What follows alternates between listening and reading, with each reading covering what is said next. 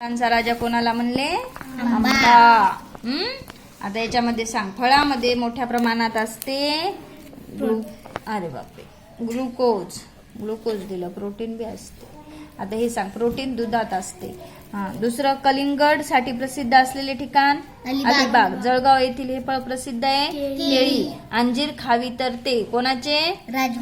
राजवाडी. खालील पैकी बरोबर जोडी कोणती? आंबा नागपूर, चिकू घोलवड. सांग कोणतं बरोबर आहे? चिकू घोलवड. पुढील पैकी चुकीची जोडी ओळखा. सांग, सीताफळ दौलताबादला भेटते का? बरोबर आहे. संत्री नागपूर, मोसंबी छत्रपती. हे पण द्राक्ष पुणे. हे चुकीची जोडी आहे की नाही? द्राक्ष कुठं भेटते? नाशिक मध्ये, म्हणून चुकीची जोडी. खालील पैकी कोणता जिल्हा फणसासाठी प्रसिद्ध आहे? सांग, फणसासाठी कोणता प्रसिद्ध नाही? मग पालघर हा प्रसिद्ध नाही. बाकी हे तिन्ही सुद्धा प्रसिद्ध आहे. खालील पैकी कोणता जिल्हा नारळाचा जिल्हा म्हणून ओळखला जातो? रायगड.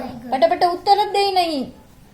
घोलवड बरोबरच डॅश डॅश इथले हे चिकू प्रसिद्ध आहे. सांग, घोलवड बरोबर चिकू आणखी कुठं असते? डहाणूला. कुठं? डहाणूला. काजूसाठी प्रसिद्ध असणारे ठिकाण?